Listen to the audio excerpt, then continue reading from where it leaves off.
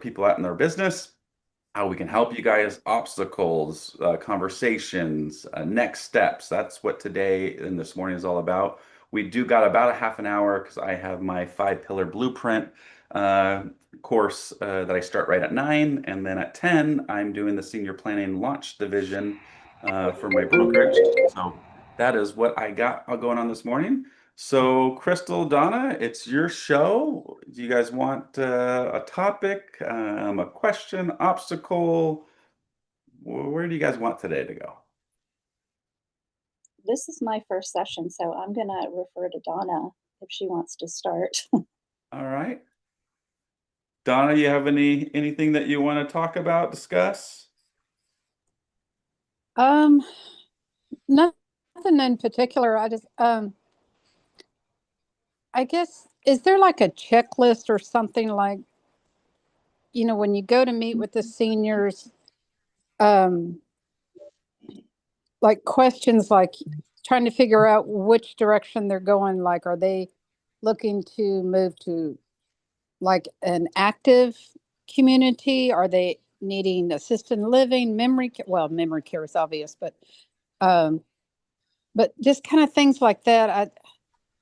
I guess sometimes I don't always know the right questions to ask them. Copy. Yeah, so I mean, I kind of say this question all the time, but one of the best questions I think to start that conversation out, no matter where they're at in their transitions in their phases of life, is God forbid a crisis was to happen and you went to the hospital and they said you're not allowed to go live back at home. Where is it that you'd want to live? And do you want to be in control of where you live for the rest of your life? Most people do. I don't know a person that says, I'll let the government decide, or I'll let my kids decide what happens to me. Maybe after we pass, they do, but not while we're alive. So I think that's where we start. And then then from there, once you get their wheels turning of going, I've never thought of it like that. Most people don't realize that, like, especially in California, I think most states are like this, but if you go to the hospital and you're over the age of 65, I think even under that too, but over the age of 65, you will be appointed a case manager or care manager, and they will make sure that you have a care plan in place. They've been even known to send people out to the house to make sure that your house is fit for you to go live in there. So they can decide to say, no, you're not allowed to go live back at home. Well, if it's not, you don't have a care plan in place, if you don't have a trust, if you don't have a medical directive, financial directive, guess what? They do get to decide that. And they won't release you, or they'll only release you to a skilled nursing facility, which then, insurance will pick up for a certain amount of days, but then they won't release you. And it's happened. I mean, I literally have a client where that exact happened. She did not have family, she did not have a trust, and she ended up falling in, and she lived by herself, and she was in her 90s, and she did not have any of that in place. She fell down, she went to the hospital, and they were taking care of her, and they're like, hey, you know what? We can't release you back at home. This is the second time you've been here. You're at your house by yourself. It wasn't hoarded, but it was aggressively collected. And so they said, you got to go to a skilled nursing facility. She went there and they would not release her. And she went past the 100 days. And one, that's really bad for your health. Two, now she started getting charged $18,000 a month. And there was no way for her to pay for it. So now she got strong enough to get released, but they would not release her because she had not paid. So luckily, the family, like she had family in New York that was like a second cousin. Somehow they got a hold of me. And I said, actually, I do have a great program for that. So I went and paid off the balance so that she can go to assisted living. Sadly, she only lived about 2, 3 months later. And I think it was because she was stuck in a bed for almost 4 to 5 months. Like that's not healthy. So telling those stories is important. Then once we get them to realize how important it is to have the plan in place, then I would say, hey, you know what? Why don't we start by looking at some independent communities? Why don't we start looking at some assisted living communities? And there's ones that you can start off as independent, then you can go to assisted, then some of them will even offer memory care. why don't we go see the levels of care that are provided there, what type of activities they do there, the type of residents they have there, and the amenities they have to see what it is important to you. Because I don't even think if they know when they're on the outside. Because most people look at these assisted living communities as convalescent homes, and it is far from convalescent homes. Like, I mean, it is a cruise ship on land. It is a sorority fraternity for seniors. Like, they're awesome. But I don't think most people know about it. And that's why I tell it most agents in this field is like, hey, when you go tour the communities, take a video. Talk about the amenities. Talk about how cool it is. Talk about the livelihood. I mean, I tell the story all the time. I went to a Dodger night there, and I swear, three women pinched my butt, and one asked me to go up in the room with her. Like, they are lively, they are spunky, like, like to the point where I felt violated, and that's weird for a confident man to say, but um, it's to me it's really cool. I went to another one where they had a Stitch Bitch club where it was 8 ladies that gotten together in the mornings and they stitched and they bitched and they talked about everything. And two doors down, there was a little, what was it called? Rummy Cube. And there was about 3 or 4 people playing Rummy Cube. Like you found kind of like your tribe with inside the place. And there's people that said, you know what, I want a place where I can just sit in my room. Well, a lot of these places won't let you sit in their rooms. They make you come outside or they make you get interaction, which is great for our minds. We need stimulation physically and mentally.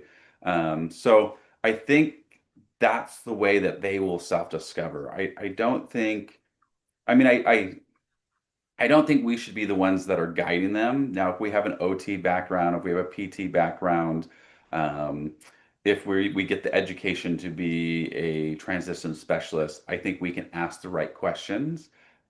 But for the most part, I think that's a placement positions, place to have those conversations.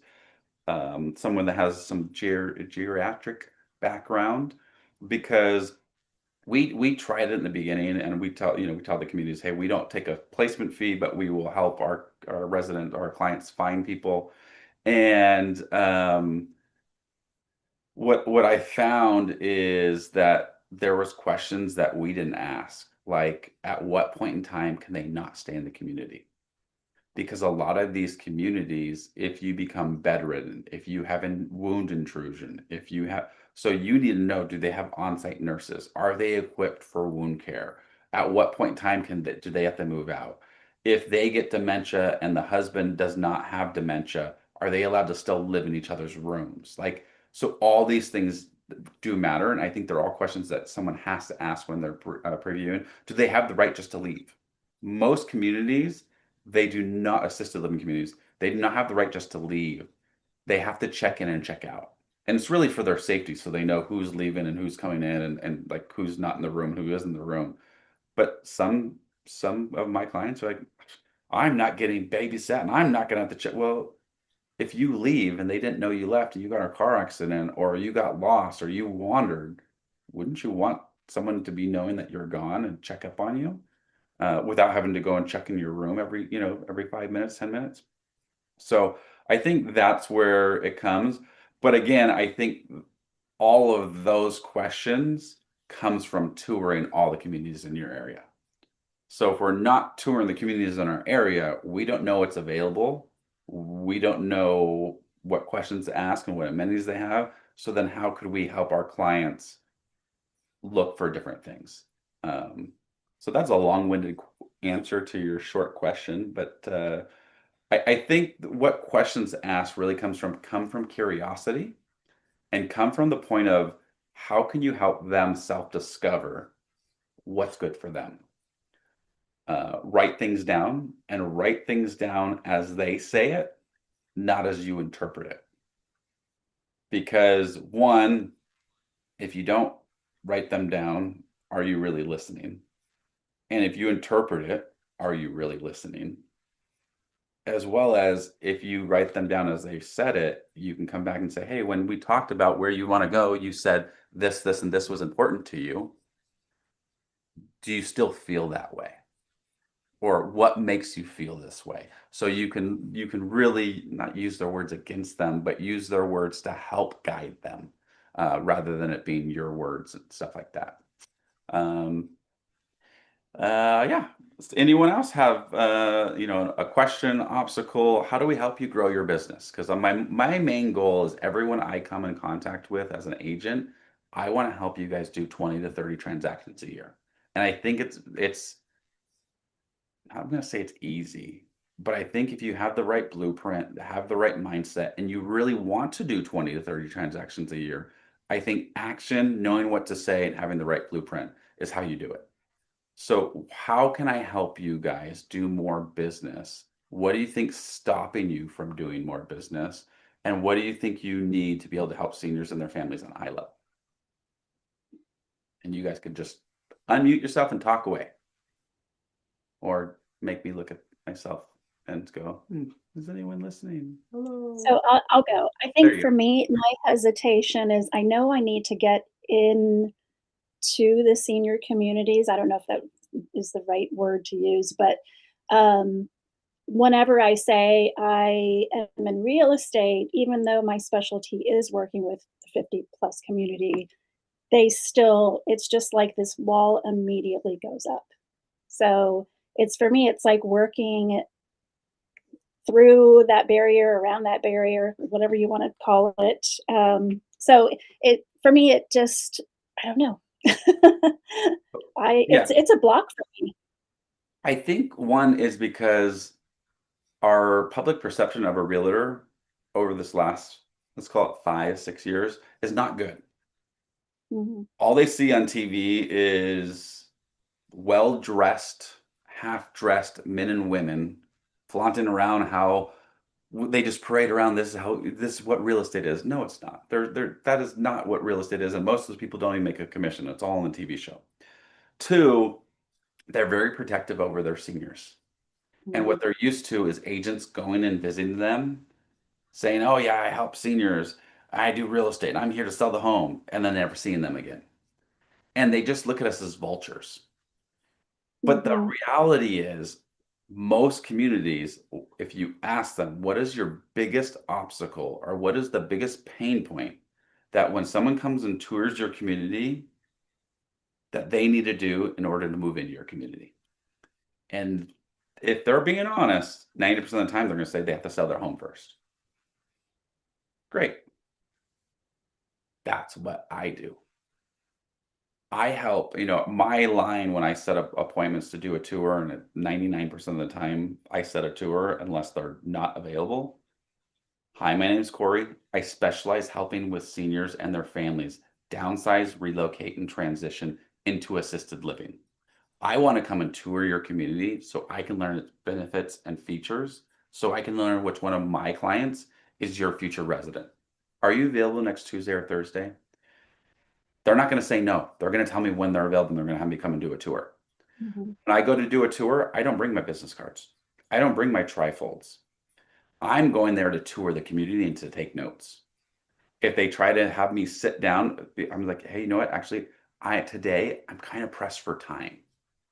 I want to make sure that all my time today that I have is allocated towards touring your community and learning as much as I can about your community. Do you mind if I take notes and you just treat me as a potential resident who's going to move in and just show me the place and show me the ins and outs, and I can ask some questions along the way? Boom, I'm set. I'm different. I'm unlike every agent that wants to sit down and tell you how great I am and what I can do. I want to learn about the mhm. community. Yep. When I'm going through, I'm asking things like, oh, so what do you guys do for marketing right now? How's that allocated?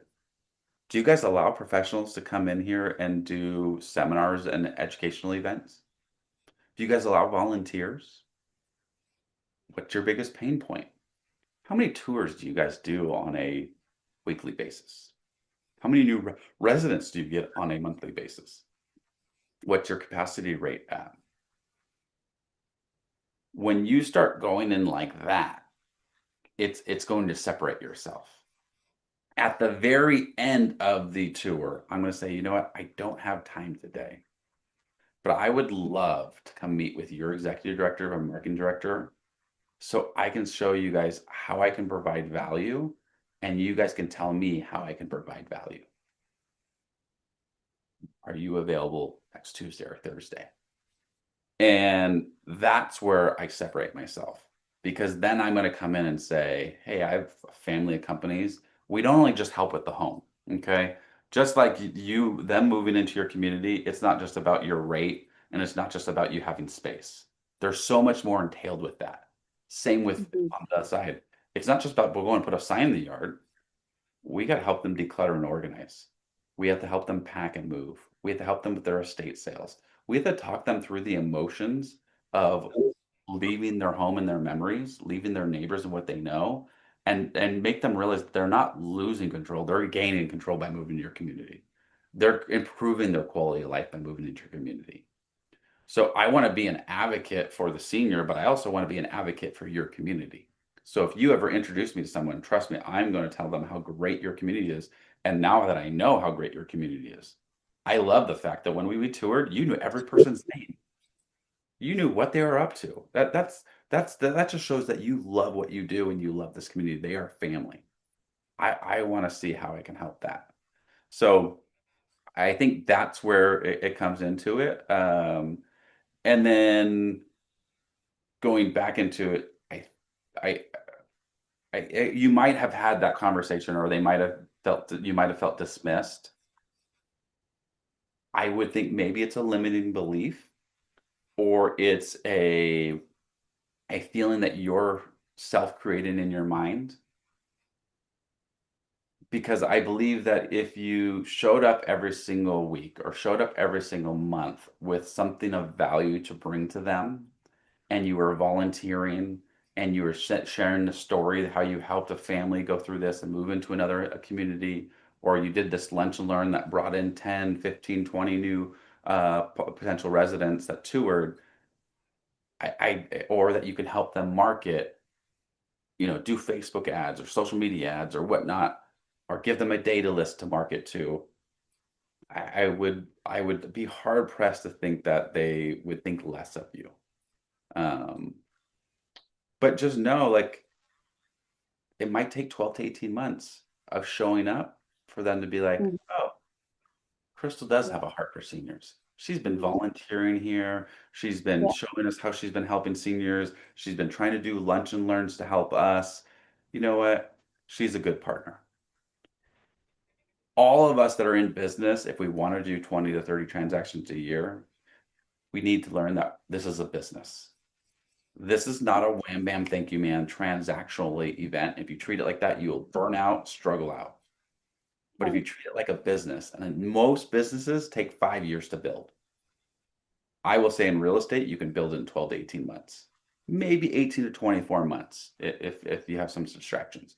But in the next 2 years, if you really buckle down and you really concentrate on building a relationship, making partnerships, get partnerships with these communities, go to senior networking groups, build your board of directors and your family of companies, talk to your core, because everyone that I know, and I'm not going to say everyone that you guys know, if you ask the right questions, someone they know in their immediate family or extended family is going through the phases of life. It's literally impossible, just statistical wise. There's 10,000 people turning 65 every single day. It's impossible for someone not to know one of those 10,000 people. And really, we're talking about, was that 30, 300,000 people in a month. So it's just statistically impossible. So they need our help. They feel like they're in this alone. We need to help them. So that's where I would go about that. Cool. And this is being recorded, right? I want to go back and take notes. That was fantastic. It is being recorded, and then Okay, they get put up on. Do they get put up on the membership site? Is that where they get put up, Jessica? They go up on YouTube. Okay, Yeah, we're trying to like figure out where and how they're gonna go on the website too. copy, Because right now it's just a huge folder. copy. Yeah. Um, so yeah, and that's, I mean, that's like what we're doing in the membership side of it is every month we're deep diving into a pillar. So last month was senior living communities. This month is lunch and learns, like teaching you guys how to do lunch and learns and why they're so valuable. Like if you're not doing lunch and learns, you are missing out. They they can be a great feeder to your pipeline. They can be a great feeder to your CRM, and they will differentiate you from every other agent because every other agent is talking about buying, selling, and investing, and you're empowering through education and helping families go through things. Like I've helped people buy, sell, and they were happy with me. They liked me. But when I helped their mom sell the property, they still send me gifts. They still like, Cory, you were the best. And they were like, they become one of my biggest referral partners. As soon as you help mom and dad, or grandma and grandpa, because it's overwhelming. So that's what I would say on that part. Uh, And I yeah. did just join the membership this morning, Oh, so great. I just need to Perfect. get in Perfect. there and look around. Yeah. And if you need any help, you can always reach out to Jessica. She's also on our Facebook page as well. Um, Okay. we're trying to make it more organized just because the first year we did it, there was 5 coaches and we were just kind of, I mean, I hate to say it, but just vomiting from our mouth, trying to give so much value, but there was no organization to it. So this year we're like, hey, you know what? Let's really make it like pillar driven each month, have a topic, stay on that topic, build on that topic so everyone can actually build through it. And then, just depend on what they want to do. Like if people don't want to public speak, then Lunch and Learns probably isn't the right fit for them. I can tell you, as my biggest fear in life was public speaking.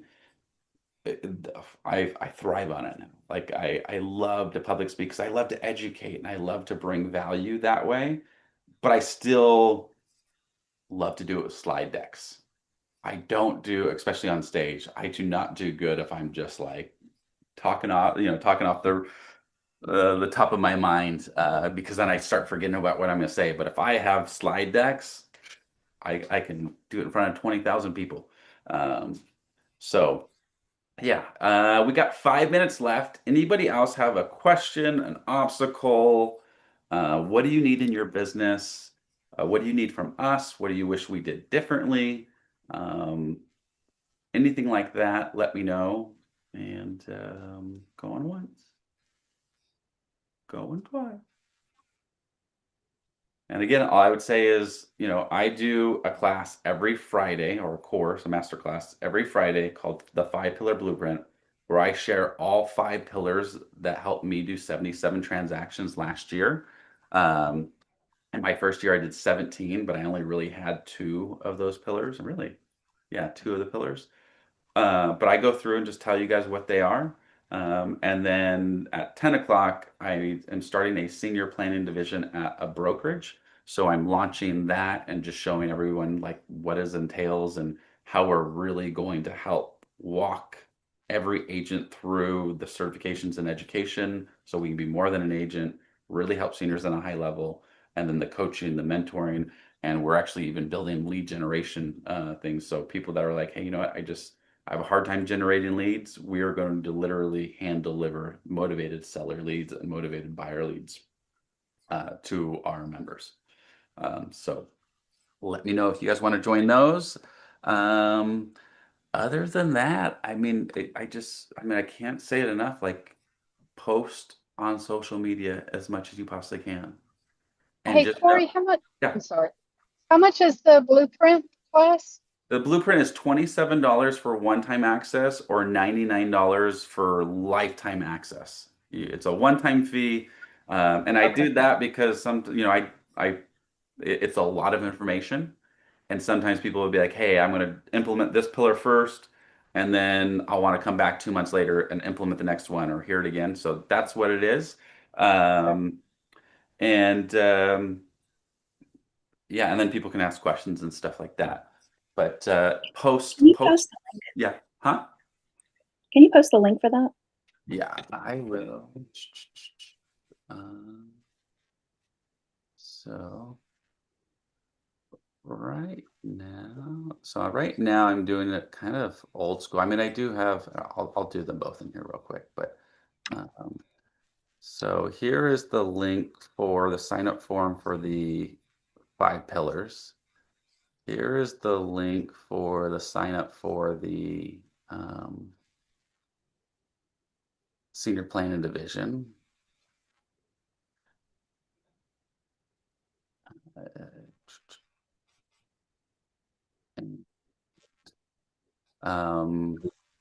Here is my coaching. Here's my coaching website. That you know, if you ever want to look more into them, you can. Yeah, so it's, you know, there they are. Yeah, so you guys let me know. But again, the last word I would say is post as much as you possibly can on social media. Okay, you are the content. So it doesn't have to be mind-boggling, well shot, well rehearsed. It doesn't have to be any of that. Just, you know, you learned something today. Hey, I was on a senior call today and we talked about planning for the future and beyond. Here's one question you can ask, you know, your aging parents or grandparents. Mom, dad, God forbid, if you know, if you fell down, you got hurt, you got dementia, you got Alzheimer's. Where is it that you'd want to go if God forbid the crisis happens tomorrow? So that I can advocate for you about where you want to go rather than being stressed out of going, I don't know where mom and dad want to go. I don't know how they're going to pay for it. I don't know how we're going to sell the home. That's an easy one. And that right there will resonate with a lot of people because I guarantee you families are having that conversation right now and fighting over that conversation right now.